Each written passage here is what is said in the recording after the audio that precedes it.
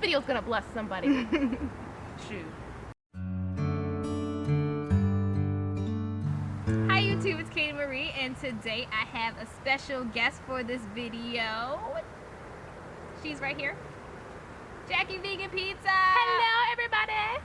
Today our video is going to be on single contentment. So the reason why you clicked this video is because you are probably single. True. True. And you want some advice on single contentment. And that's okay because we were all there at some point. We are there currently. They didn't need to know that. Well, now they do. So, right now we're just gonna get straight into it and we're gonna start discussing single contentment. First things first, it is from a Christian perspective. Not everyone is going to get married, and that's okay. I mean, some of us were. I would say God's will is some of us to be single. So we see examples in the Bible, like when we look at Paul, the Apostle Paul, he got to the point where he was so happy being alone that he didn't even desire a partner. And you can look at that in Romans chapter 7, where he talks about that. And there's another scripture, Matthew 19 verse 12, which I am going to read because I did not memorize. For there are some eunuchs which were so born from their mother's womb, and there are some eunuchs which were made eunuchs of men, and there be eunuchs which have made themselves eunuchs for the kingdom of heaven, for heaven's sake. And eunuchs were, well, by definition, they couldn't have children. In some cases, if they were made by men, they were, I believe, castrated. Castrated, yeah. Yes. Oh, that sounds so harsh. Yeah. Sorry. Sorry, guys. So pretty much they just wouldn't have children, then they would be celibate and by themselves for the rest of their life. Mm-hmm. So single, and some were made from birth, some the Lord appointed, and some they decided in themselves, I better commit myself to the gospel, as Paul mentions in Romans 7, that he finds it better to be single when doing the Lord's work, and for us it can be the same way as well. If the Lord chooses you specifically to be single for the rest of your life, that means you still can be happy. And even so, happiness is a choice, whether you are single, married, in a relationship, or whatever the case may be. So I think the most important thing in anything that we're doing, I guess, it's to just ask God to help us to be happy. Because sometimes, like we said, happiness is a choice, but it's a hard choice sometimes. So just asking for God's guidance on this and just being like, God, I need you to guide me and I need you to help me to be happy, because right now I'm not happy. And especially if it's His will for your life to be single and to not find a partner, then He can definitely provide you with happiness, much more than you could ever imagine. You also want to be happy single by yourself, alone with the Lord, to the point that you would be contented being single forever. Yes. Because you don't ever want to wake up 35 married to someone and you're wondering, hey, how did I get here? I'm so unhappy. Mm-hmm. Because you were choosing out of loneliness. And also that's selfish. That is really true. Selfish. No, that really is though. That really is. So you want to be choosing out of love because you love them, and not because I'm lonely and I want somebody to be always there for me. So now you've become that taking person in the relationship because of your loneliness. Whereas two people loving each other and looking out for the best of each other and not their own loneliness is better. Well, it's what should happen. Cosign. So it's definitely scary when you hear of those incidences where people are like, if we would have waited, we definitely wouldn't have got married. Or if you know, I would have been married to somebody else if I had waited, or if I had just, you know, prayed on it more, if I had just been a little more patient, you know, I wouldn't have been in this situation. So it's definitely scary to hear about those stories. And I don't know about you, but I don't want that to happen to me. You want that to happen to you? No. And then it's sad for your partner who felt they were choosing out of love. Now it's just like, oh, you don't want me anymore. And sometimes in the spur of the moment, it just seems like, I want this. And then when the rubber hits the road and all the fuzzies and the butterflies and all of that stuff is gone, you're just like, what did I do with my life? Yeah. So some historical context in terms of Paul saying to the churches that he was speaking to and the people advice that he was giving regarding it's okay to be single, or he was advising them you can be single, because during that time, in terms of cultural context of that verse, they had Augustan laws which stated that you could not be single for a certain amount of period of time based on your age. That's crazy. And so technically, if you weren't married, it would be illegal not to be, and you'd be subjected to fines. So Paul saying that is something like radical, like, whoa, like, Paul, you're saying that I can be single and just be single? Don't you know, especially as a woman, I can't do certain things. I'm going to be fine. I'm supposed to be married, whether I'm a male or I am a female. Like, what do you mean I can just be single and just do the Lord's work? So that's just interesting. And most of us today, we aren't like bound by like fines. No. Oh, you're thrown in jail. You're not married. That's it. Done. Specifically, I actually do have it right here. The law stated that men between 25 and 60 and women between 20 and 50 had to be married by law. If your husband died, you had 2 to 3 years to get married, and if you were divorced, you had 18 months. So if you were planning on leaving your man, my gosh, you better make sure you had a backup real quick, or the law would come find you. Wow! And this is in divorce and adoption as Roman familial strategies in marriage, divorce, and children in ancient Rome, and I will link it below, or the book if you would like it. That's so crazy. Read more up on that. So Paul saying something like that, now that you have like context, like that was crazy. Like Kadeen said, like that was radical for him to say something like that. People were probably like, whoa, what you mean? Like, I don't got court fines, Paul. Right? Like, you got me? You couldn't spot me? Like, that's crazy. So there was different societal pressures back then, but now, I mean, we're not going to get fined if we're not married. We're not going to get all these crazy, court dates and all that, but we do definitely still have some pressures from society, especially for women to get married at a young age. I don't know about you guys, but like 30. Yeah, your cap. Like, 30, like if you're not married by 30, like what's wrong with you? Are you okay? Like let me live. Sure? But we have pressures to get married at a young age, and also we see tons of couples on social media all over the place. Twitter. I mean, there's so many social medias nowadays. You get to see them on every single one of them. So we see all these couples, and it kind of pulls on us. It's like, I want that, or they're so cute, and it's not always as cute as they make it seem. But we definitely do still have some pressures that we face today.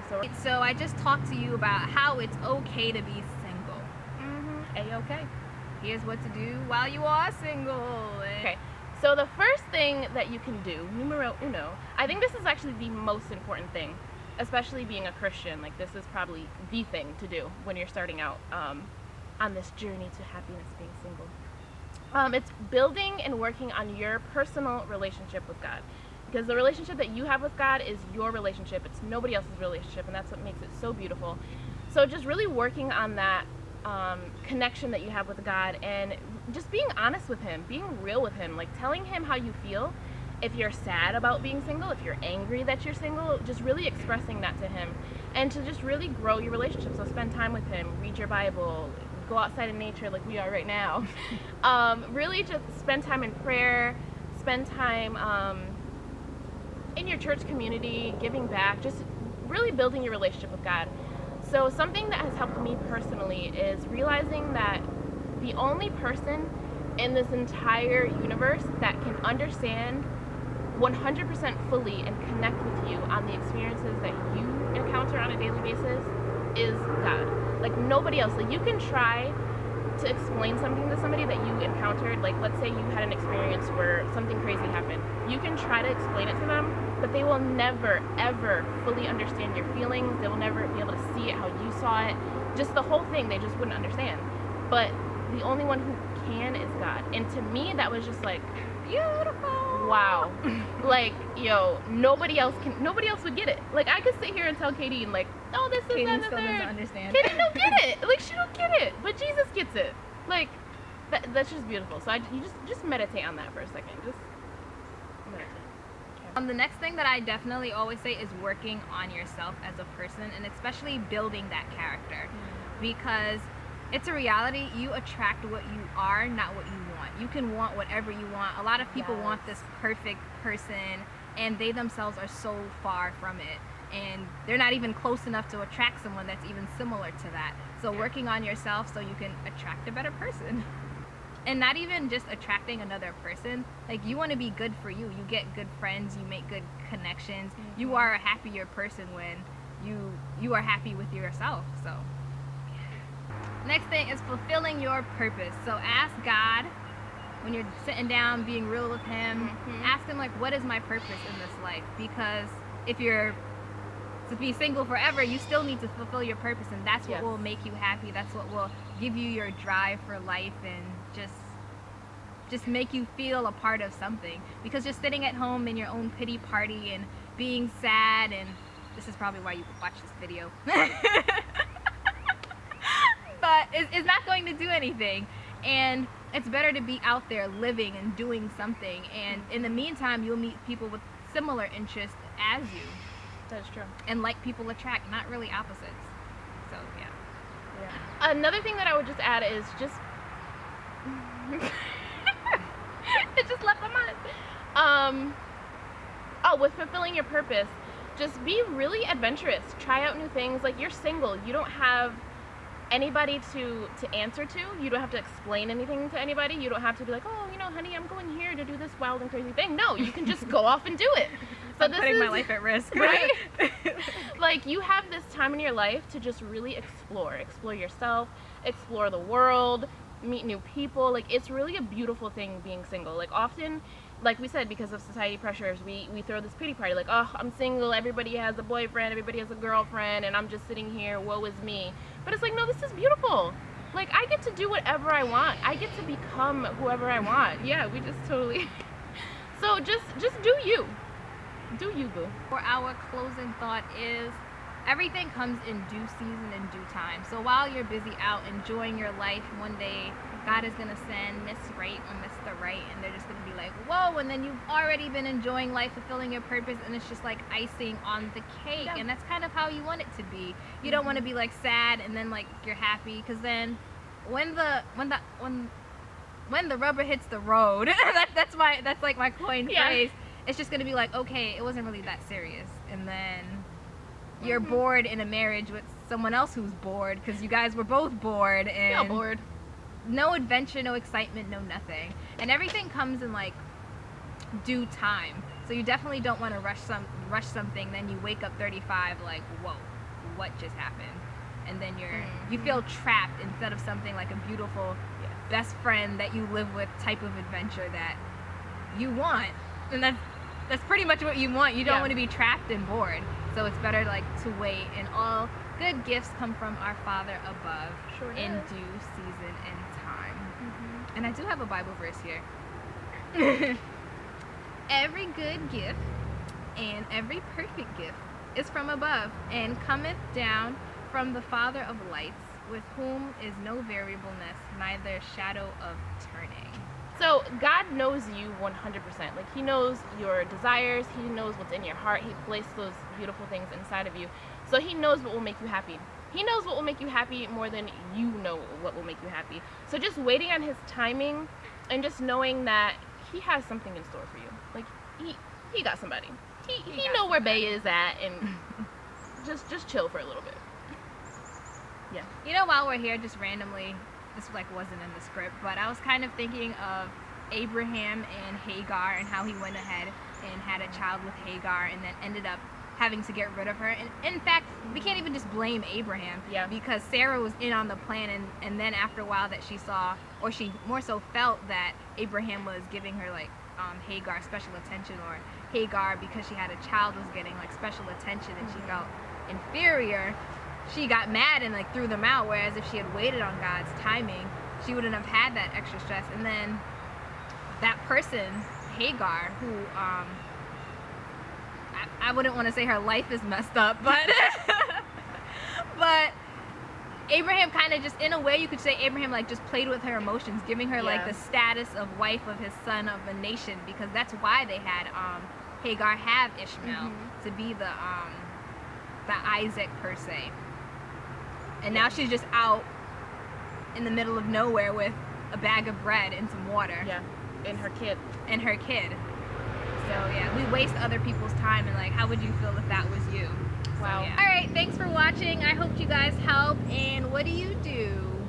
to maintain your single contentment. Leave your comments below, and like, comment, and subscribe. And my girl Jackie Vegan Pizza has a channel, and her channel will be below because I probably don't know how to link it right here.